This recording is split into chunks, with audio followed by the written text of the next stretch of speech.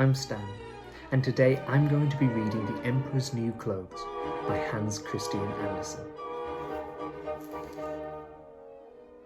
Many years ago, there was an emperor who was so excessively fond of new clothes that he spent all his money on dressing himself.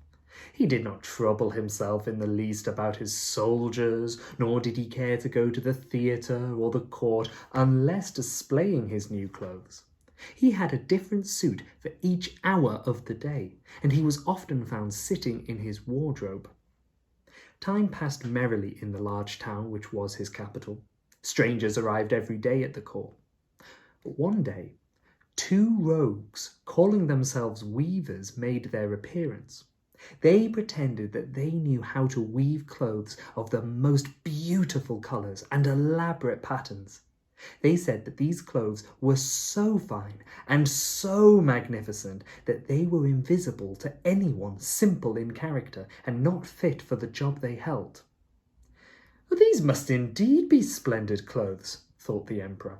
"Had I such a suit, I might at once find out who is unfit for my kingdom, and also be able to distinguish the wise from the foolish. This stuff must be woven for me immediately." And he gave large sums of money to both weavers in order that they might begin their work directly. So the two pretend weavers set up two looms and began to look very busy, though in reality they did nothing at all. They asked for the most delicate silk and purest gold thread, put both into their own knapsacks, and they continued their pretend work at the empty looms until late at night. "I should like to know how the weavers are getting on with my cloth," said the emperor to himself, after a little time had passed. "I will send my faithful old minister to the weavers. Minister, you will be able to see how the cloth looks, for you are not a simpleton, and no one can be more suitable for his office than you." "Very good, your highness," said the faithful old minister as he went into the hall where the knaves were working with all their might at their empty looms. "What could be the meaning of this?" thought the old man, opening his eyes wide when he entered the room. "I cannot see a single thread on the looms." However, he did not express these thoughts out loud. The impostors requested he came nearer the looms, and then asked him whether the design pleased him and whether the colours were not very beautiful. The poor old minister looked and looked, but he could not discover anything on the looms, for a very good reason. There was nothing there. "What?" thought he again. "Is it possible that I am a simpleton? I have never thought so myself, and no one must know it now if I am so. I will never confess that I could not see the stuff."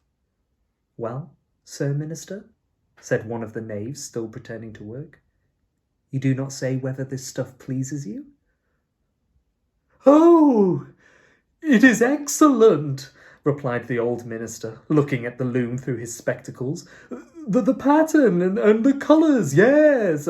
I will tell the emperor without delay how very beautiful I think them." "We shall be much obliged to you," said the impostors. "Do you like the gold here, and the dark red there?"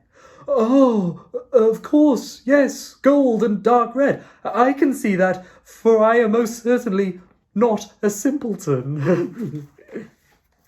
The knaves smiled, asked for more silk and gold, saying that it was necessary to complete what they had begun. However, they put all that was given to them into their knapsacks and continued to work.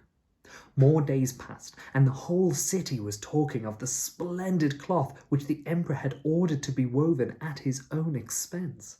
And now the emperor himself wished to see the costly manufacture. He went to the crafty impostors, who, as soon as they were aware of the emperor's approach, went on working more diligently than ever, although they did not pass a single thread through their looms. But no one, neither the emperor or his officers of the court, could see anything. "Is not the work absolutely magnificent?" said the faithful old minister. "If your majesty will only be pleased to look at it, what a splendid design, what glorious colours!" And at the same time he pointed to the empty frames, imagining that everyone else could see the exquisite piece of workmanship. "Well, how is this?" said the emperor to himself. "Oh, I can see nothing. This is indeed a terrible affair. Am I a simpleton? Or am I unfit to be an emperor? That would be the worst thing that could happen.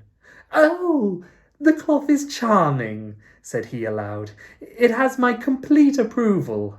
And he smiled most graciously and looked closely at the looms.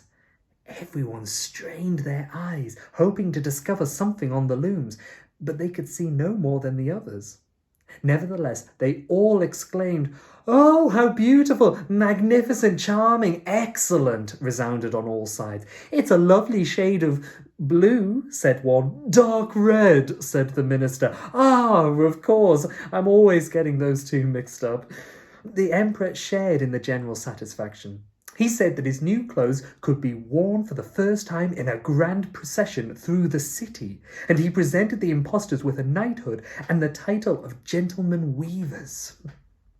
The emperor came to the weavers on the day of the procession, and the rogues raised their arms as if holding something up, saying, "Here are your majesty's trousers, and here is the scarf, and here is the mantle. The whole suit is as light as a cobweb. One might say that one has nothing on at all when dressed in it. That, however, is the great virtue of this delicate cloth." "Yes, indeed," said all the courtiers, although not one of them could see anything of this exquisite manufacture.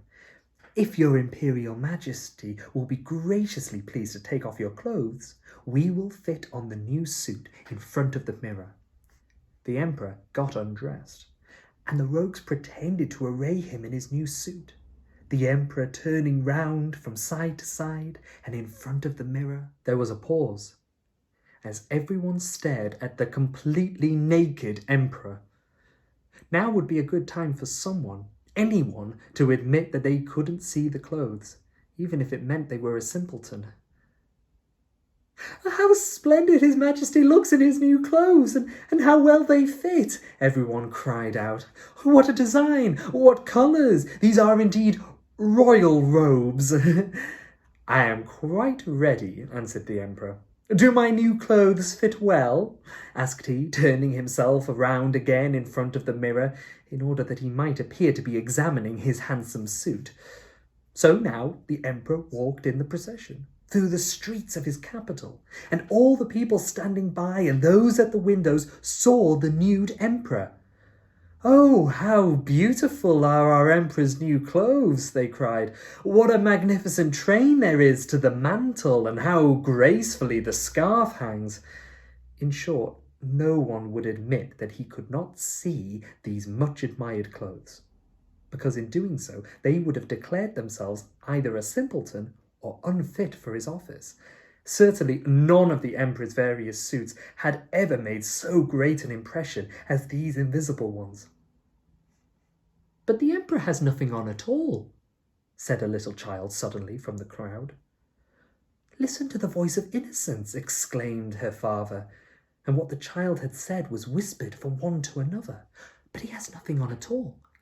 Nothing at all. Nothing at all," at last cried out all the people. The emperor was vexed, for he knew the people were right. But he thought the procession must still go on, and he carried on walking, too proud to admit the truth.